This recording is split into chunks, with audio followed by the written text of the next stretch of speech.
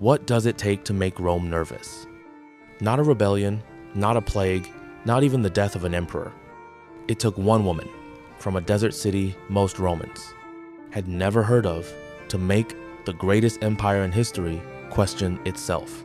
She didn't sneak up on them, she didn't hide, she built her own empire in plain sight and dared Rome to do something about it.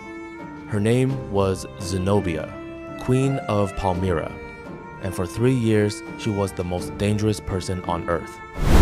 Palmyra, a city of marble rising from the Syrian desert, sitting at the crossroads of the Roman Empire and the Persian world, rich, strategic, and proud. And its queen was everything the city was. Zenobia spoke 4 languages. She studied philosophy. She hunted lions for sport. And when her husband was assassinated, she didn't mourn in silence. She put on his armor. At a time when women in the ancient world were expected to disappear into the background, Zenobia walked into the throne room, sat down, and never looked back. Rome noticed, but they weren't worried. Not yet.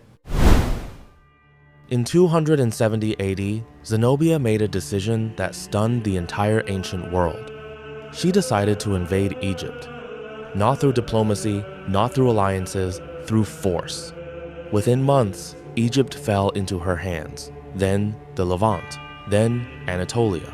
A third of the Roman Empire vanished from Rome's map in less than 3 years.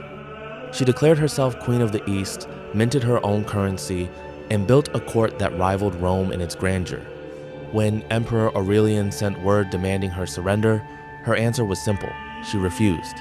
She wasn't reckless. She knew exactly what she was doing, and that is what truly terrified Rome. Aurelian had seen enough. In 272 AD, he marched east with the full force of Rome behind him. Zenobia met him at the Battle of Imai, near Antioch. Her heavy cavalry charged first, powerful and terrifying. But Aurelian had a plan. His soldiers pretended to retreat, drawing the cavalry further and further into the open ground until their horses were exhausted. Then Rome turned around. The cavalry collapsed, the infantry followed, and for the first time, Zenobia's army broke. She fell back to Palmyra, hoping to hold the city long enough for Persian reinforcements to arrive. But Aurelian moved faster than anyone expected. When the walls of Palmyra finally gave way, Zenobia fled into the desert on a camel, racing toward the Euphrates, toward Persia, toward survival. She didn't make it. Roman soldiers caught her at the river's edge, just hours from the border. The Queen of the East was captured. Everyone expected one thing: that Aurelian would execute her in Rome in front of the crowds. He didn't. He paraded her through the streets of Rome in chains of gold before hundreds of thousands.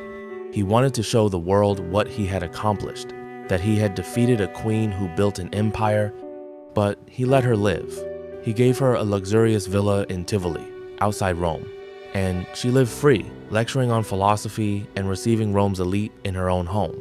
The woman who went to war with Rome became part of its society.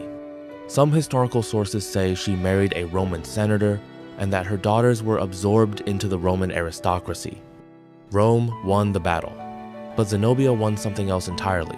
Her name is still remembered 1800 years later. While the names of many who defeated her have been forgotten by history, Zenobia was not just a queen. She was an idea. The idea that the limits the world sets for you are not necessarily your own. She took a desert and built an empire from it. She faced the greatest power in history and didn't blink. And when she fell on her own terms. History is full of kings and emperors who had everything and left nothing behind. Yet Zenobia, a woman from the desert, left a name that time cannot erase. If you enjoyed this video, the next story is just as compelling. A different character, a different era, and a world you won't expect.